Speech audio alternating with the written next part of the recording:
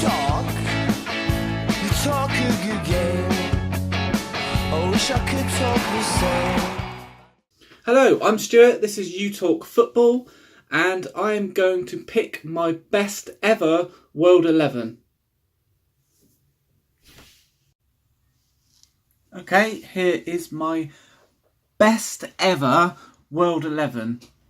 So I've gone with a 3-4-3 formation.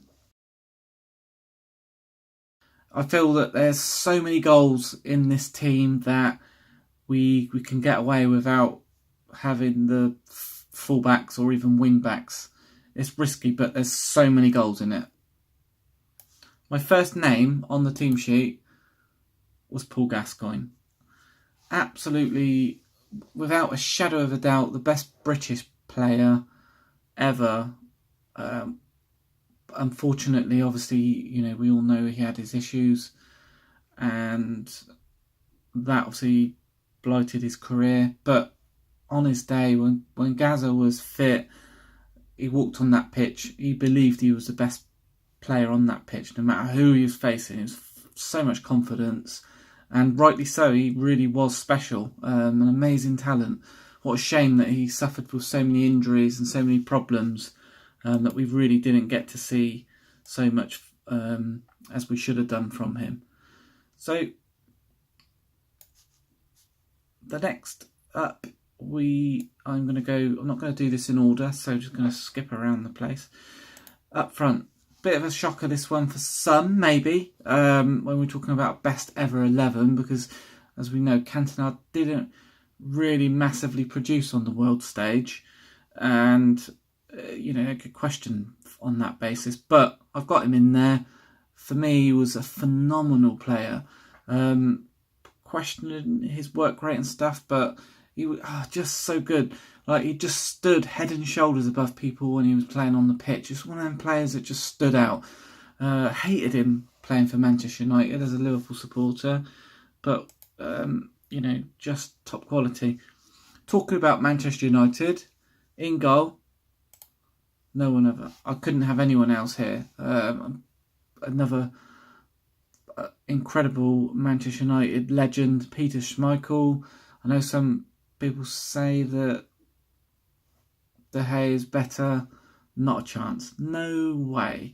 Schmeichel was like a giant in that goal. Absolutely incredible. Had to be Peter Schmeichel. In defence, funny enough, my only Liverpool player in this starting 11, I've gone with Alan Hansen in there at sort of right centre half. So, yeah, Alan Hansen, a fantastic defender. I only can remember watching him play a little bit, well, when I was like about 8 or 9 or something. He was coming towards the end of his career, suffering from injuries and stuff. But when he did play, the defence was just solid. It was almost impossible to get past him. Alan Hansen was just unbelievable. And obviously Scottish, so we've got a Scottish man in there. So that's good. Moving on, we have got Franco Baresi next to Hansen in the centre of the defence. Franco Baresi, wow. Really, what can I say? I think he picks himself there, to be perfectly honest. I think too many people are going to question my choice, Franco Baresi there. And let's move on. Up front, goal scorer. I want someone up here that's a goal poacher. I'm talking about your Ian Rush type player. I could have picked Ian Rush, actually. I've gone for someone else that, unfortunately, Rushy, being Welsh, never really had an opportunity on the world stage to prove how good he really was. A fantastic striker. You could put him in this team, he would score a ton of goals, no doubt about that. But I've gone with Gary Lineker.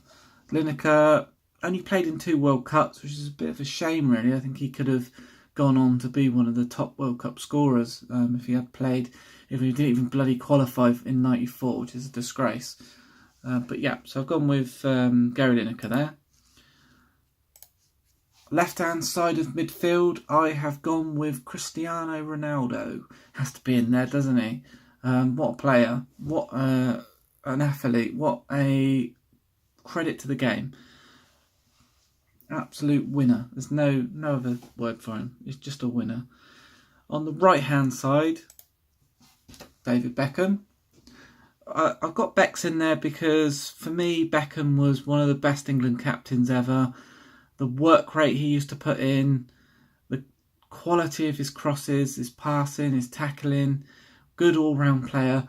He just squeezed Gerrard out because I haven't gone with Steven Gerrard in this team because it was a centre midfielder and I had to go with Gascoigne and I had to go with the other central midfielder, which I'll be announcing in a minute. But yeah, so I've gone with Beckham on the right. Beckham was a better right midfielder than what Steven Gerrard was, in my opinion. So yeah, Bex gets the nod there. Moving on, that other central midfield player, Mr. Diego Maradona himself. You can't say anything that, Maradona was one of the best world players ever. It's simple as that. Up there with Pele. But incidentally, I haven't got Pele in this team because these are players, my best World 11 players that I've actually seen play. I've seen clips from Pele. Of course, he was rightly regarded as the world's best ever player, but the amount of goals he scored is just ridiculous. But I didn't have the chance to see him, obviously, because it was such a long time ago. But Maradona goes in. Did get to see Maradona. Still remember that goal he scored against us, playing for Argentina against England, where he basically run almost the whole pitch. Unbelievable. Oh, crazy footballer.